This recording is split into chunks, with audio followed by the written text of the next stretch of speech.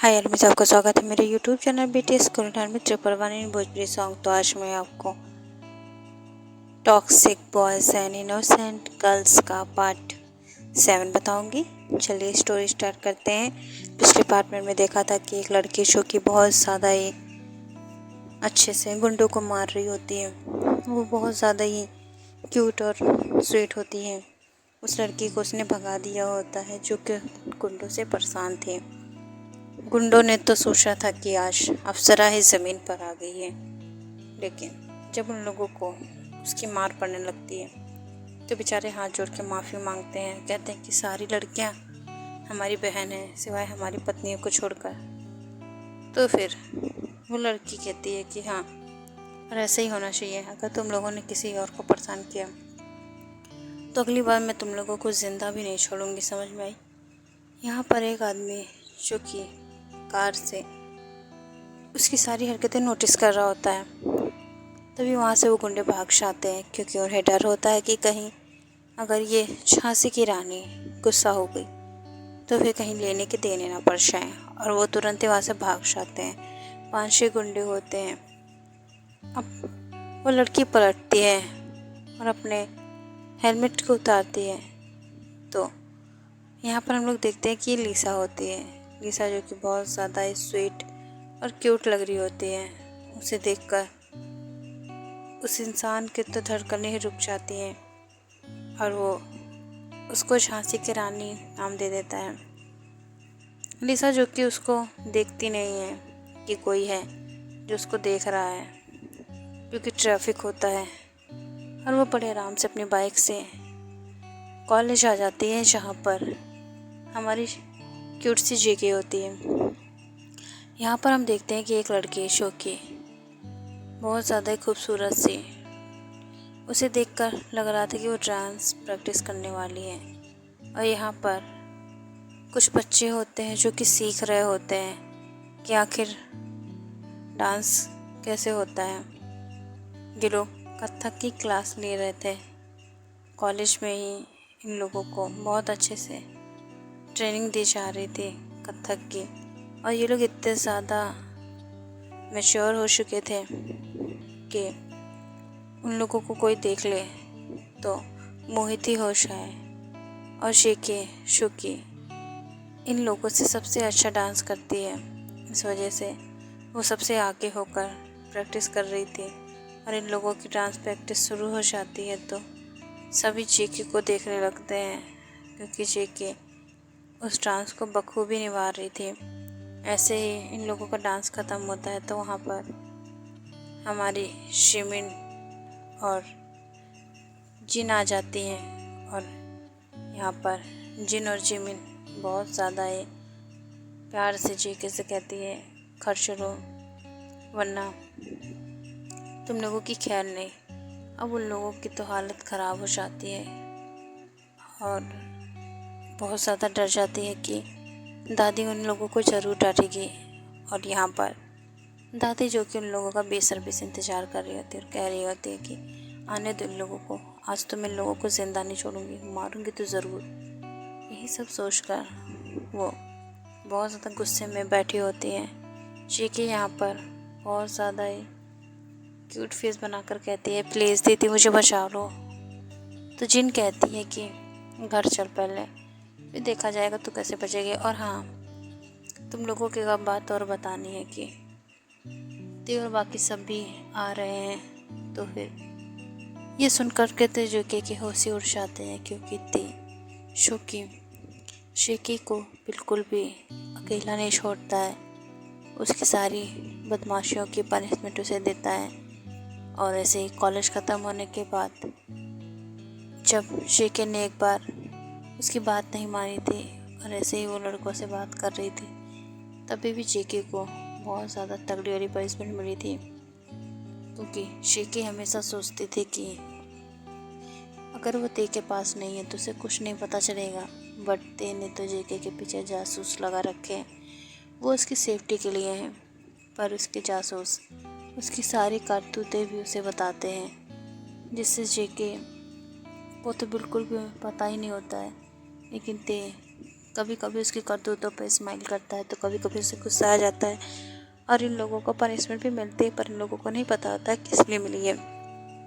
ऐसे ही हॉबी को भी बहुत ज़्यादा ही पनिश किया जाता है, क्योंकि हमारे हॉबी जो कि बहुत ज़्यादा ही फ्लर्टी है, वो हमेशा फ्लर्ट में आगे रहता है। ते जो कि उसे अपने साथ लेकर गया था, क्योंकि वो जेके और लिसा को लेकर हमेशा ही कुछ ना कुछ कारतूती करता रहता था इस वजह से। और ऐसे ही ते उसे साथ लेकर जाता है। ते का ऑरा इतना ज़्यादा है कि उसे अगर किसी को देख ले वो अपनी आँखों से, तो वो इंसान बात ना भी मानने वाला हो तो भी मान ले। वो हमेशा गुस्से में ही रहता है। उसकी आँखों में प्यार सिर्फ शेके के लिए होता है, वो भी कभी कभी दिखता है, वरना शेके भी उसमें गुस्सा ही ज़्यादा दिखती है। और इसी वजह से वो तेरे से बहुत ज़्यादा डरती है। ऐसे ही जब हॉबी को कॉलेज जाने के लिए कहा जाता है तो बहुत ज़्यादा ही नखरे करता है, क्योंकि उसे पढ़ाई में बिल्कुल भी दिलचस्पी नहीं है। उसे तो ऐसा लग रहा था जैसे उसे बुखार ही हो जाएगा। और जब कॉलेज से वो घर आता है तो ऐसे चलता है जैसे उसके ऊपर कोई पहाड़ रख दिया गया हो। वो इतने धीरे धीरे सरकते हुए गिरते पड़ते आता है कि न जाने उससे क्या कह दिया गया है।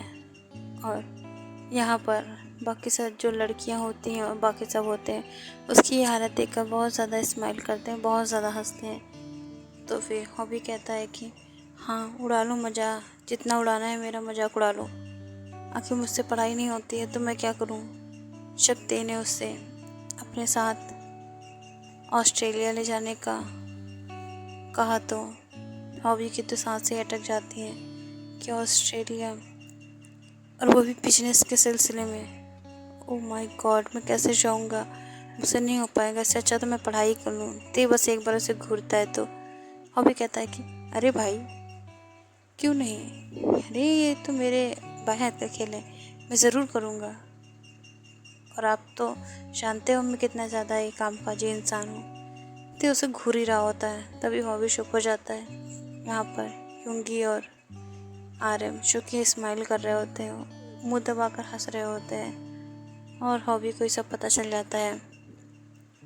ते जो कि बहुत ज़्यादा ही परेशान था। यहाँ पर जो ते की चाची होती हैं वो कुछ और ही प्लान बना रही होती हैं, और बहुत ज़्यादा ही खतरनाक। वो किसी को कॉल करके कहती है कि कब आ रहे हो आप। तो उधर से आवाज़ आती है कि जल्दी, तुम बस उसकी कोई कमज़ोरी ढूंढ के रखो। यहाँ पर उसकी चाची कहती है उसकी कमज़ोरी मिल गई है, उसकी कमज़ोरी मेरे ही घर में रहती है, और वो है शेके, वो गवार शेके, जो कि अपना एटीट्यूड कम ही नहीं करती है। पता नहीं क्या देखता है उसमें ते, जो उसे अब तक रखा है। तो फिर उधर से आवाज़ आती है तो वो कहता आदमी कुछ भी हो हमें क्या, हमें तो उसकी कमज़ोरी का पता चलना चाहिए बस, और मैं जल्दी आ जाऊँगा। इधर ते जो कि बहुत ज़्यादा ही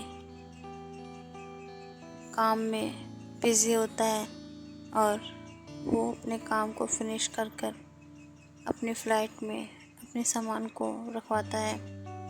और यहाँ पर सभी तैयार हो जाते हैं अपने अपने फ़्लाइट में बैठने के लिए। सबके पास प्राइवेट जेट होता है। ते जो कि अपने और युंगी और आर्यन के साथ बैठता है। बाकी हॉबी और जो यूनो होते हैं वो एक फ़्लाइट में होते हैं, और ये सब उड़ान भरते हैं। यहाँ पर सारी लड़कियाँ जो कि टेंशन में होती हैं, रूम में होती हैं, क्योंकि इनके घर में पार्टी होती है। और ये लोग बहुत ज़्यादा ही मेहनत करके तैयार हो रही थी, क्योंकि सभी को आज ख़ानदानी कपड़े पहनने होते हैं जो बहुत ज़्यादा हैवी होते हैं। सभी तैयार होती हैं और बहुत ज़्यादा ही खूबसूरत लग रही होती हैं। हम यहाँ पर जिन को देखते हैं जो स्माइल कर रही होती है, क्योंकि उसे आर्यन को देखना है। आर्यन जो कि अभी तक जिन को प्रपोज़ नहीं किया है, लेकिन उन दोनों को पता है कि वो दोनों एक दूसरे के लिए क्या फील करते हैं। यहाँ पर युंगी और जिमिन भी एक दूसरे को प्रपोज नहीं किए हैं, लेकिन उन्हें भी पता है उनके दिल में क्या है।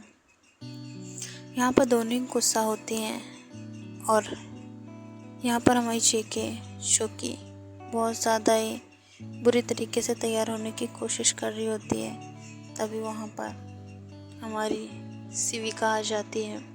शिविका जो कि बहुत ज़्यादा प्रिटी लग रही होती है, पर उसने सिंपल ही ड्रेस पहनी होती है, क्योंकि उसे भी दादी ने दी होती है, पर उसने अपना दिमाग लगाया था, इस वजह से वो सिंपल ड्रेस में आई थी। शिविका के फैमिली वाले किम फैमिली से बहुत ज़्यादा अटैच थे, वो उनके फ्रेंड थे, इस वजह से शिविका हमेशा उन्हीं के साथ रहती, उन्हीं के साथ खेलती, उन्हीं के साथ खाती पीती है।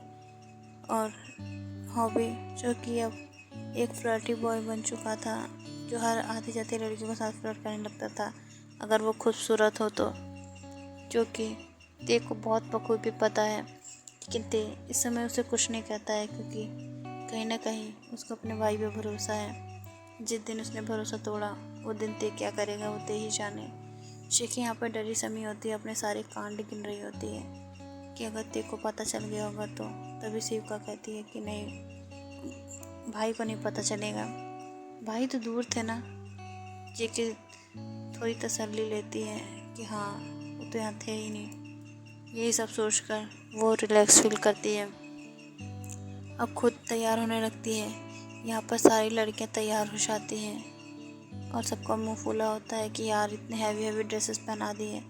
तो जेके कहती है कि जल्दी पहन लो, और सेल्फी भी लेनी है और वीडियोस भी बनाने हैं। सारी मेकअप आर्टिस्ट उन्हें तैयार कर रही होती है। शिविका उन्हें चिढ़ाते हुए कह रही थी कि तैयार हो जाओ, वरना तुम लोगों की वीडियो ख़राब आएगी। तो सभी सीरियस होकर बैठ जाती हैं कि बात तो सही है, सबकी वीडियो ख़राब आएगी। और हमारी जेके जो कि वो अपने हेयर स्टाइल बनवा रही थी, उतनी देर में बाकी की लड़कियां तैयार हो जाती हैं। सभी जेके को देख रही होती हैं। तभी वहाँ पर सर्वेंट आता है और सबसे कहता है कि चलो जल्दी सब नीचे। सबको बुलाया जा रहा है। सर्वेंट जो कि बहुत ज़्यादा आदर से कहता है कि आप लोग प्लीज़ चलिए नीचे, वहाँ पर सब आपका वेट कर रहे हैं, और ख़ास तौर पर दादी। तभी वहाँ पर सब जेके को देखते हैं, जो कि अभी हेयर स्टाइल इसका कंप्लीट हुआ था और उसका मेकअप बस उसे लहंगे पहनने थे। इस वजह से वो उन लोगों को कहती है तुम लोग चले जाओ। सभी यहाँ नीचे आ जाती हैं। यहाँ पर जेके अकेली होती है। तभी डोर अनलॉक होता है। जेके जो कि अपना लहंगा खुद पहन सकती थी, इस वजह से उसने मेकअप आर्टिस्ट को नीचे भेज दिया और उसका कमरा अनलॉक होता है। तो वहाँ पर कोई खड़ा था। इधर हम देखते हैं कि युंगी और आर्यन जो कि जिन और